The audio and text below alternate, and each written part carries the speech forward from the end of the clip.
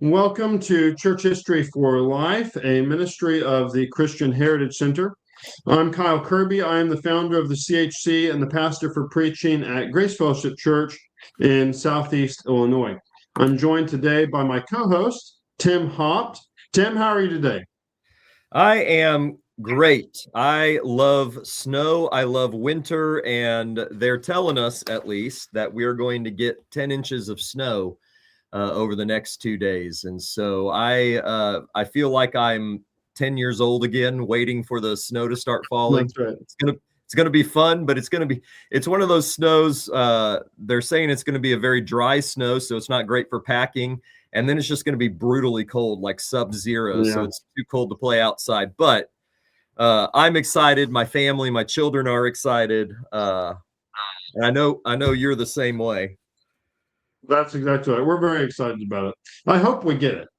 So Tim is the pastor at he's pastor at First Baptist Church of Nixa, Missouri, and he's also a board member at the CHC. So if there's anybody listening and you're looking for a good gospel-centered church, either in Nixa or in Southeast Illinois, I'd encourage you to check out First Baptist Church in Nixa or Grace Fellowship Church. In every episode, we consider the lives of historic Christian figures, and we do this by asking three questions. Who was this person? What are they known for? And how can we learn from them today? Our aim in this podcast is to connect the past with the present and to make church history both accessible and edifying for the modern believer. In today's episode, we're going to turn and we're going to consider the important church figure Leo the Great, or as many would probably know him as Pope Leo the First. I believe that'd be correct. So the first question we ask is, who was Leo? So Leo the Great was not his last name. That was a title assigned to him. I always love pointing that out when we're talking about Justin Martyr or whoever it may be. That's one of those jokes that never gets old. That always makes my kids grow. He was born in 390 AD. So just to put this in perspective, he is born 3 years after Augustine's conversion. So as he is growing up, Augustine is doing all of his writing and preaching in North Africa. So he's the next generation after Augustine. He is a contemporary of Cyril of Alexandria. And so he lives between the Council of Constantinople in 381, which finally decided the deity of the sun. We had the Nicene Council, the Council of Nicaea in 325, and then Arianism kind of made a comeback, and then it was finally decided, and Arianism was finally condemned in 381. And so between that and the Council of Chalcedon in 451, so he's post Nicaea and post Constantinople. The deity of the sun is no longer in question. The question is now, throughout all of Leo's life, is how does the deity and the humanity of the Son cohere within the incarnate Christ? And Leo is, more than any other figure, which is why we're dealing with him, going to help answer that question. So he is born in 390. He dies in 461 in Rome. He was probably born in northern Italy in the Tuscany region. Very picturesque and ideal location. We don't know very much about his upbringing, except that he was born into a Roman aristocratic family. Now, we need to remember that Rome is no longer the capital of the empire. After the conversion of Constantine, Constantine moves the empire or the capital to Constantinople, which was built on the ruins of the ancient city of Byzantium. And so the empire is divided into two halves. There's the Western Empire and there's the Eastern Empire. And Leo spends his life in the sunset of the Western Roman Empire. It is in decline. It is constantly under attack from the Goths and the Huns, the Visigoths and the Huns. In fact, the invasion of the Visigoths is both a military invasion that happened several times, but also kind of an immigration. The Visigoths just sort of amalgamated into the Western Roman Empire. And, so Rome falls to the Visigoths in 410. Leo would have been 20 years old at that time. And then 30 years later, it's under attack from the Huns. So this is we might say a depressing time to be a Roman in Rome. What history knows as the Byzantine Empire is really the Eastern Roman Empire that has its seat in Constantinople, and it would proceed on for another several centuries until it fell to the Turks. And but the sun is setting on the Western Roman Empire. This is of great concern to Leo. It was, of course, of great concern to Augustine. This is the backdrop of his writing of the City of God. So a fascinating time, a depressing time if you're a Roman from Rome, and Leo certainly was. We don't know a whole lot. He obviously is well educated. He is trained in Latin rhetoric. He is an expert theologian, as will become clear in a bit. And he's also an expert statesman. He is well versed in the law. He's an amazing administrator. I think as we could look back, even apart from any spiritual giftings, he was an incredibly naturally gifted man. Extremely intelligent, extremely organized, and extremely well-spoken. By the early 430s, Leo is a deacon in the church at Rome, which does not mean the same thing that it means in Baptist churches. A deacon was essentially an apprenticed priest, and so he's training for the priesthood. And during that period, he actually sort of outstrips his office. He keeps getting called into debates. He keeps getting called into mediating matters, not only in the religious realm, but also in the political realm as well. And so it's in this capacity that he is sent as an ambassador into Gaul to help to, kind of on a diplomatic mission to settle things there out west, again, related to the Visigoths out there. So he's well known. He is, and by the time the Pope that was serving, the Bishop of Rome that was serving,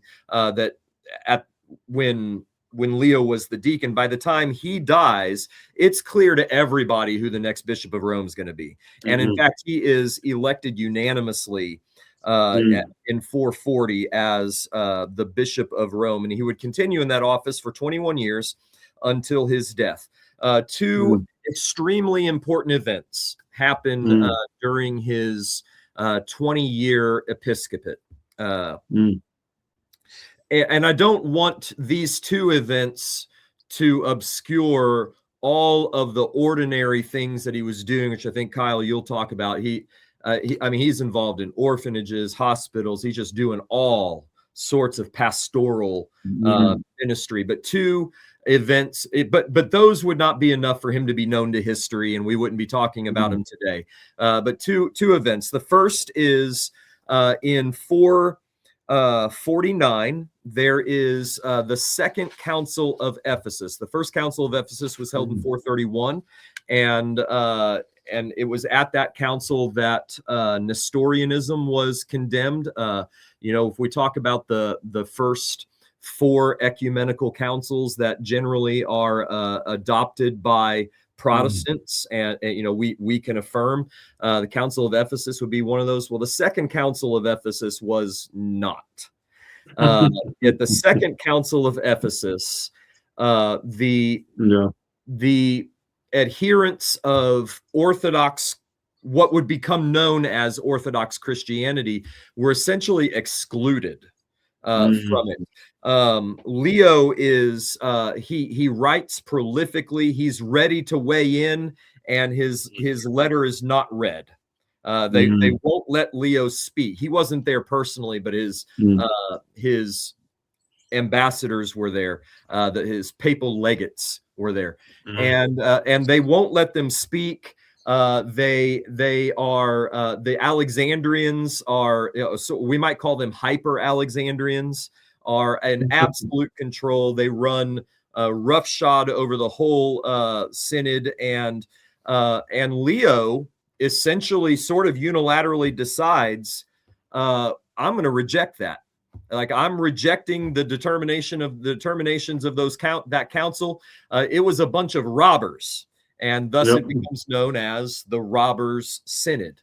And so Leo rejects wholesale all of the decisions at the Council of Ephesus. And because of what happened 2 years later and his victory at Chalcedon, therefore the entire Western Church rejects all of the determinations of the Second Council of Ephesus. So in 451, there is the Council of Chalcedon. Leo has been working tirelessly to try to reverse the effects and the decisions that were made at Ephesus, and he gets the new emperor to call a general council. And he wanted it held in Rome, but it was held in Chalcedon, which was close to Constantinople. It was in modern-day Turkey.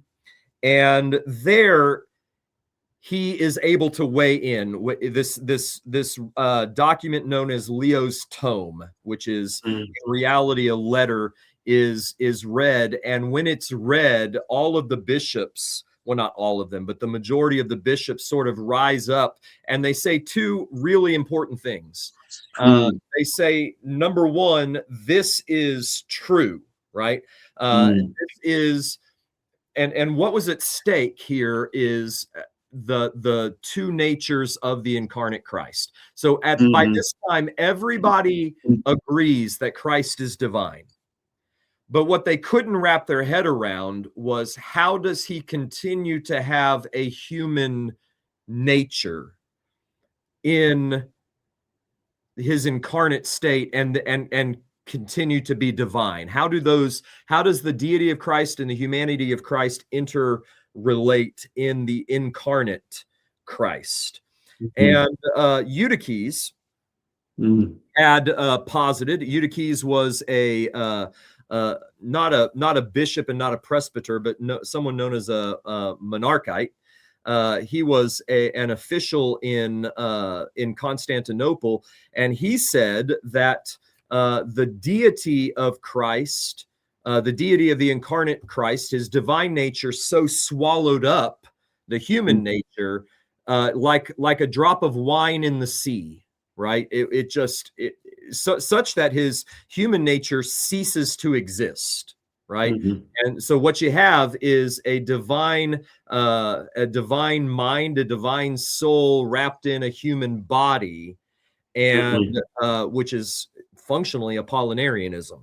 And so Leo is appalled by this. We can't lose the humanity of Christ.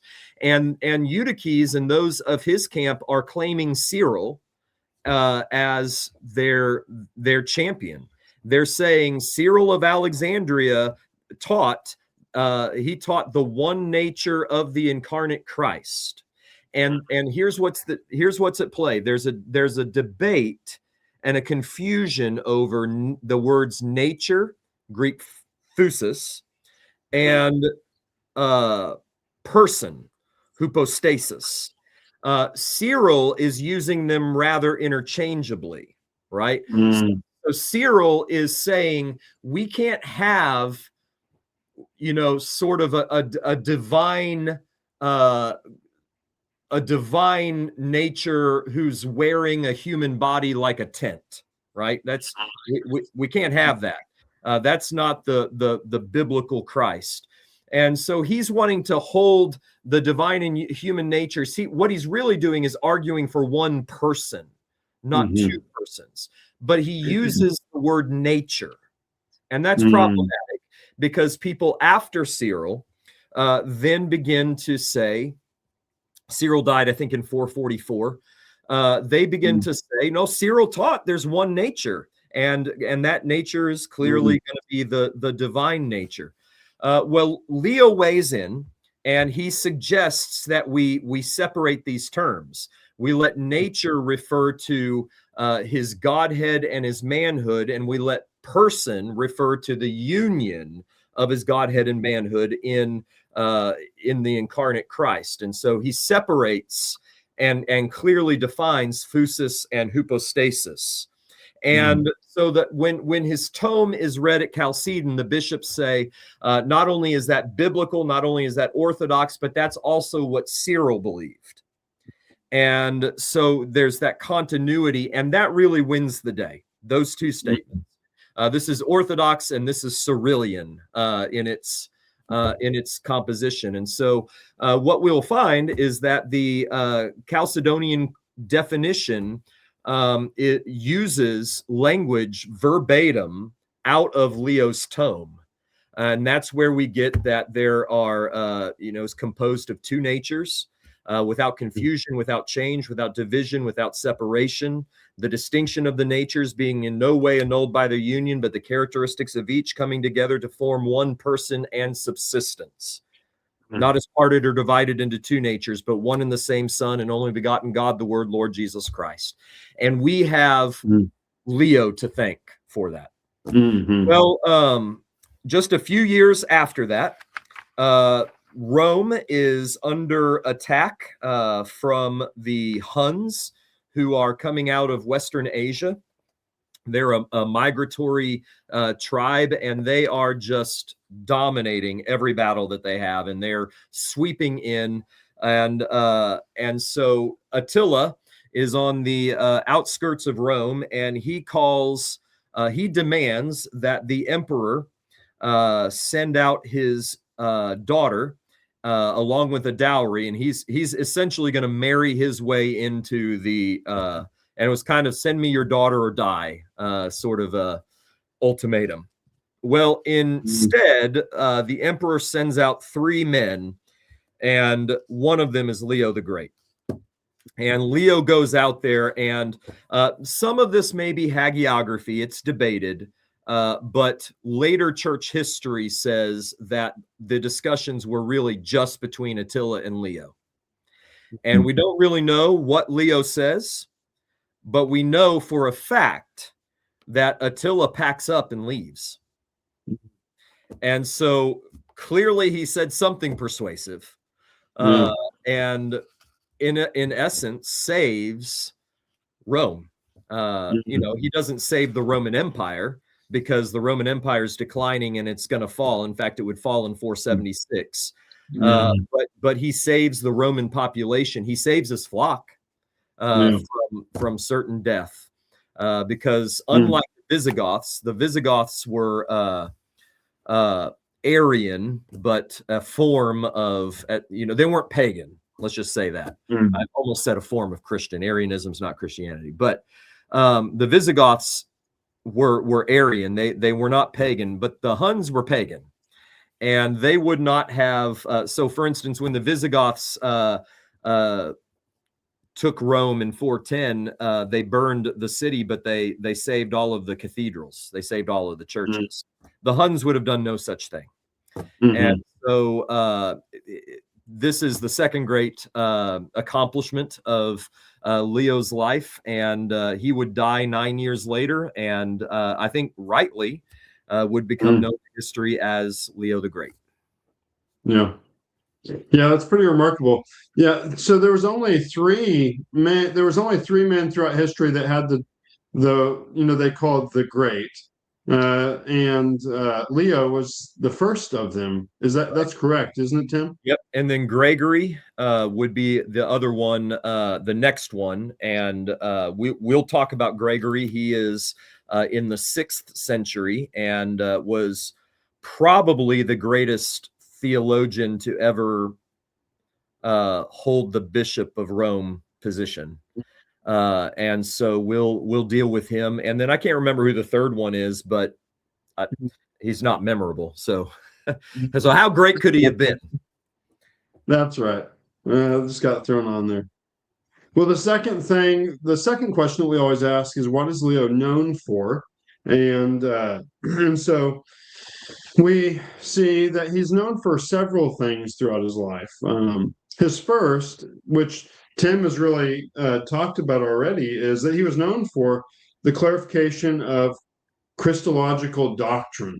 And man, he comes in and he swoops in there with this precise language. It's really remarkable.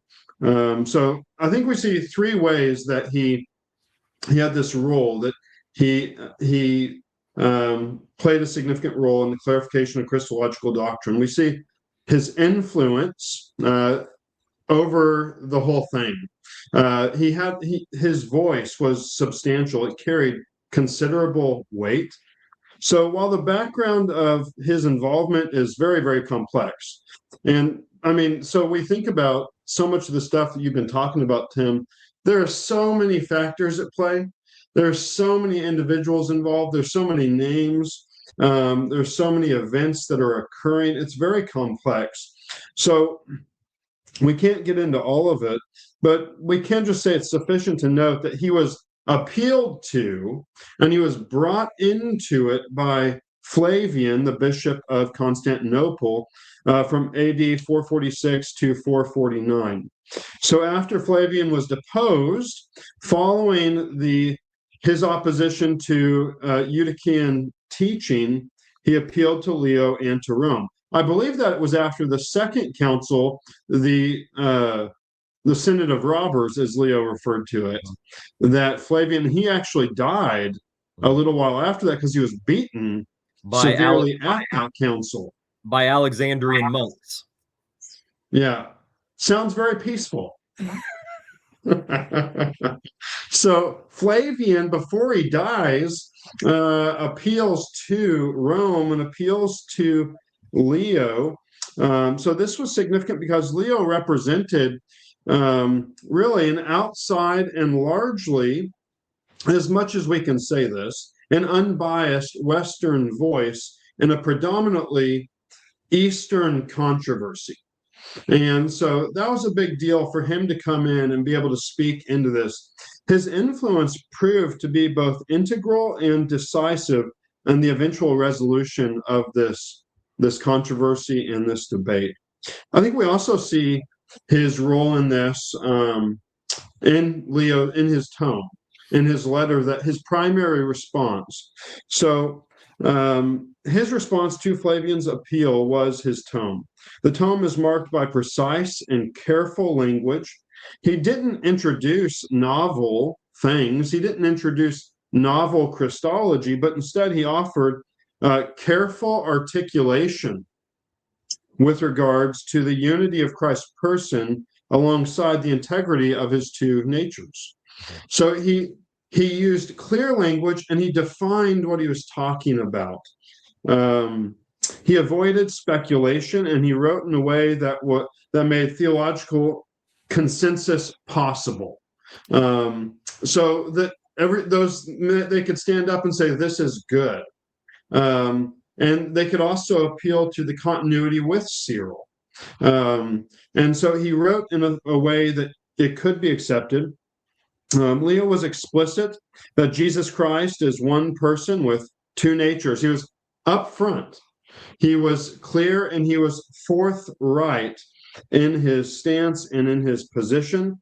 His language draws on earlier theological traditions. As I studied Leo and read some of the stuff from his tome, I was like, his theology is obviously influenced a great deal by Athanasius. Mm-hmm. And because some of the stuff he's saying, I'm like, man, this just sounds very, very close to some of the things that Athanasius was just saying, with regards to the necessity of Christ being divine and the necessity of Christ being fully man in order to redeem the whole of man. So his theology, his writing, his doctrine was influenced by Athanasius largely. And he also addressed the proper way to speak about the relationship between the two natures, as you were touching on.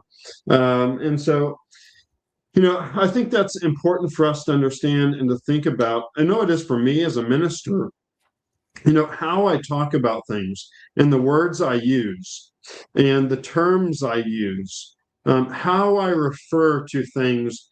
Those are conscious decisions that I'm often making with regards to preaching and teaching, and having interactions and discussions. And so it's so good to hear and to see and to witness that Leo was very intentional in how he addressed these and how he thought we ought to speak of the two natures in the one person of Christ, the mediator. So Leo's tome was ultimately, as you said, Tim, it was ultimately rejected and not read at the council held in Ephesus, that second council, which later he did term. I love that he termed it as the robber synod, because it was unorderly and it was so biased, and it was over before it even started. Right. And so ultimately, it was rejected there, but it ultimately became the ground of agreement and played a central role in the formulation of the Chalcedonian definition, and that formulation of Christology and doctrine in AD 451. So he played a vital role. So we see his role in his influence in general. We see his role in his tome, which obviously was like concentrated influence. But we also see that his influence extended whenever we see it in the Empress Pulcheria. I believe I'm saying that correctly. Pulcheria was crucial in the organization and the establishment and the organizing of Chalcedon. And so in 451, Pulcheria called for a final resolution or clarification of the Christological debate. This led to the Council of Chalcedon and the Chalcedonian definition. Pulcheria was a strong supporter of Leo, and that's kind of what I want to emphasize here. She tipped the scales in a sense, but one of the reasons that this went through was because she was so supportive of Leo. She was so supportive of his doctrine and his leadership.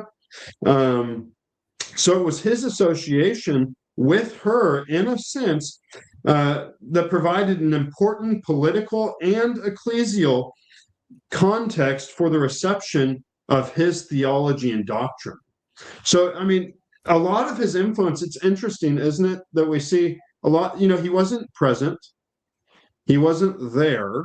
I don't think he was present for any of those. So he was never physically present. He had those representatives there. His tome spoke on his behalf, but we see his influence really indirectly working powerfully to bring about the clarification of the truth of the gospel.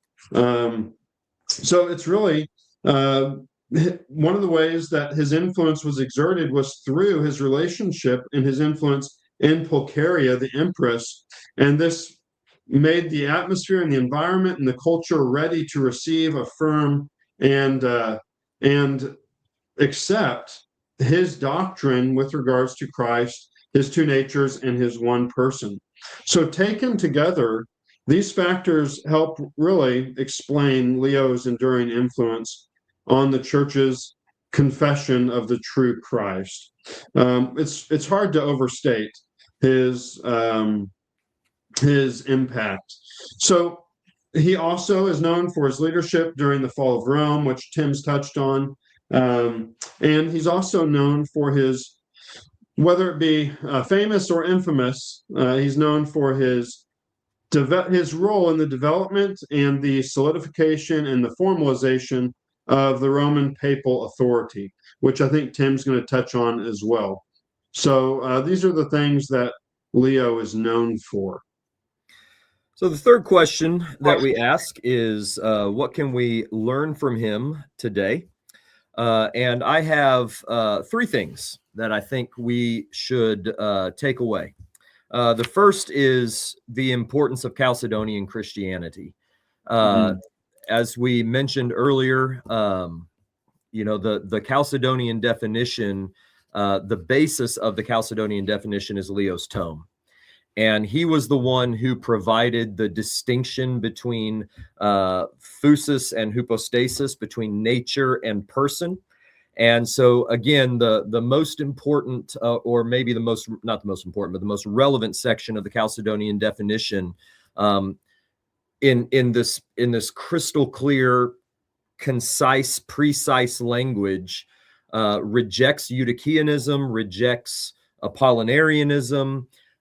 So just listen, right? Comprised of two distinct natures, right? So they're distinct, that are without confusion. They are united without confusion, without change, without division, or without separation. So his divine nature is not intermixed with his human nature. It's not that his divine nature becomes more human, or his human nature becomes more divine, without confusion, without change, without division, without separation. The distinction of the natures, the union of the natures, rather, in no way annulling their distinction, the characteristics of each being preserved and coming together to form that one person and subsistence. And so there you have him denying Eutychianism. All right, the divine nature does not swallow up the human nature, and then affirming what Cyril wanted to affirm, but didn't have the clarity of language that he needed. That it's not that he's walking around in this constant bipolar state, right? There is a real unity, a hypostatic unity, a union of the two natures in the one person, that's not parted or divided, right? And so he's not bouncing back between his divine nature and his human nature. Is there mystery there? Yes, but it's not a mystery that is devoid of all definition. And so we really have Leo to thank for that. And I think the key to it is that distinction between the words nature and person, which reminds us that theological precision matters. Words matter. I think as we look at the way Cyril was used by later Eutychians, and those of the kind of the radical Alexandrian sect that wanted to deny the two natures, they would point at Cyril and say, Cyril said there's one incarnate nature. But what Cyril meant was there's one incarnate person. And so that's just a reminder to us, let's be precise, especially when we're talking about things as important as the Trinity, or as important as Christology, as important as soteriology. Words matter, definitions matter.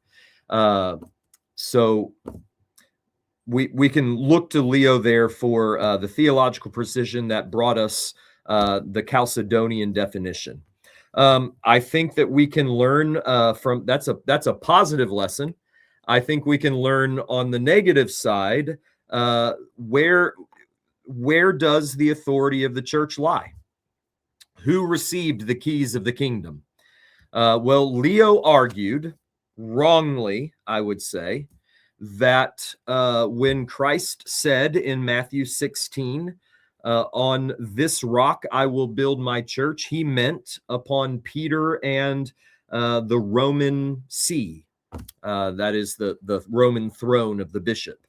That is not what Jesus meant in Matthew 16. I think he has reference to Peter's confession that thou art the Christ, the Son of the living God. That's the rock. And yes, there is a word play there between Petra and Petros, but as Peter is the one that is announcing that confession, that word play makes sense. And nowhere in the book of Acts do we get the idea that Peter was recognized amongst his peers. And surely if anybody had seen that Jesus had elevated Peter above all of the rest, surely we would see that recognized in the book of Acts. And yet what we have is a transition from a focus upon Peter and the rest of the apostles to a focus upon Paul. And then at what we might call the first church council, it's not Peter who stands up and gives the final word. Strangely, it's James who stands up and speaks, I would argue, for the consensus of the council. So Matthew 16, I think, is ripped out of its context if we're going to say that that Peter is and his episcopal and descendants are the rock of the church. And then in Matthew 18, when Jesus promises to give the keys of the kingdom of heaven, to whom does he promise that? Well, in Matthew 16, he's speaking to Peter, but Peter as the confessor, right? Peter as the one who is enunciating the confession of the church. In Matthew 18, Peter's not even in view. Jesus uses exactly the same language. I'm going to give the keys of the kingdom of heaven.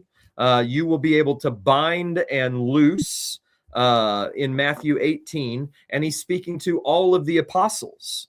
And so I would wholeheartedly affirm the Protestant position. In fact, this is one of two pillars of Protestantism. One is authority and the other is justification, right? Those two issues. And I would say that the authority of the church is one that comes, yes, I mean, Leo was right. It comes through apostolic succession. But that apostolic succession is not the Apostle Peter through the Roman episcopacy. It is a succession that has left us through the apostolic gospel in the apostolic word. So what gives a local church authority to bind and loose? That is authority to bring members in and declare authoritatively that this person is a member of the body of Christ, and authority to exclude, right? To loose, to say this person is no longer or is not a member of the body of Christ. What gives us that authority? Well, we have that authority only insofar as we are exercising it consistent with the apostolic word. So there's all sorts of applications of that. Who can plant churches? Who can baptize? Who can, right? And as a Protestant, I would anchor that authority in the apostolic word, not the apostle Peter and his his so-called episcopal seat. There even is, how long was Peter in Rome before he was killed, and did he exercise anything like episcopal authority? That's an argument from silence at best. So Leo got that wrong. I will go to my grave saying, and that raises a question. So this would be my third thing. Leo the Great is known as the first pope, right? He's known as the first of the Bishop of Rome to claim universal authority over the church, even though that universal authority was not recognized in his day. That's what he wanted. He wanted the Bishop of Rome to be seen as the chief bishop over all of the global church. And So some of our listeners, knowing that we're a Protestant organization, might say, why are you focusing upon a Catholic Pope? Well, for one thing, to say Catholic Pope, I think, is stretching it a little bit. That idea, even though the seeds of it are planted by Leo, that idea is not going to come to full fruition for quite a while in the church. But it's a fair question. He is recognized as the first pope. And here's what I would say, because we have this idea that, Catholicism is a false church propagating a false gospel and producing false Christians. I would say in general, that's true. I would agree with that statement. But the question of who is a Christian, as we're looking back in church history, is a question that I'm going to urge us not to ask or try to answer. You can go back 200 years, 300 years. You can go back to Calvin and Luther and find them saying things, Luther, especially with regard to the efficacy of baptism. And you would have say things that would ordinarily in 21st century Reformed thought, we would say is beyond the pale of what we would consider a clear enunciation of the gospel. And if you follow that to its conclusion, you'll say, therefore, and I had an Old Testament professor who swore that Luther was not born again. Well, I think he was, but I don't know he was. And furthermore, that Old Testament professor doesn't know he wasn't. We can't look into the hearts of the men and women of the past. And I don't think we have authority to pronounce judgment as to who was or who was not genuinely converted, who was not or was not regenerate. All we have is what they wrote. All we have is what they did. And we have a very minimal picture of what they did as well. I mean, we just have little snapshots. You don't have a clear picture of how they were at home, how they were, in the hallway, we just don't have it. So we can't judge the fruits of their life very clearly in the same way that we can judge the fruits in the life of our own members. With whom we fellowship, that we see, we hear, we talk to all of the time. And so when we're looking in church history, even before there was a Catholic Church, but as we get into the Middle Ages, after there was a Catholic Church, I don't think that's a question. I think that question's out of bounds. Was this a true Christian? I think we need to ask, what can we learn from this individual, both for good and for ill? Leo's an example. We learn the importance of theological precision, and we're grateful for his contribution to Chalcedonian Christianity. And we reject his foundational arguments for the authority of the papacy. And we just leave it there, And because the question is, will we see Leo the Great in heaven? And the answer has to be, I don't know. And that would be the answer of so many of these figures. I think as they get closer to our time, we have a more data from which we can draw to say, what are the, if a tree is known by its fruits, we have more evidence of their fruits. But Leo is not in that time, and we're not going to get to that time for at least 1,000 years. These people lived in different cultures. They thought with different frameworks. And as you and I were talking before we started, it's like they lived in a foreign land in a foreign time and spoke a foreign language. And before we make a judgment as damning as to say somebody was not a Christian and therefore would be today in hell, I think that we need to recognize the severely limited scope of our knowledge. Yeah. Amen. Amen to that. So can you summarize those three things for us again, Tim? What are the three things we can learn from him? We can learn the importance of theological precision, and we can be grateful for his contribution to Chalcedonian Christianity. So from Leo, we can learn about the two distinct natures united in the one person. We can learn about the error of believing in Roman papal authority, the error of locating the authority of the church and the keys of the kingdom in the Apostle Peter and in his Roman episcopal descendants. And I think that using Leo as a test case, we can learn the importance of not rendering judgment as to the fate or the state of the souls of historical figures, because we simply don't have enough data. Yeah. Well, so we've considered today, we've asked three questions. We have asked who was Leo, we've asked what was he known for, and what can we learn from him today. So if this is your first time joining us or hearing us, we'd like to say thank you. We'd also like to encourage you to like and subscribe, share this content. It's very helpful for our ministry.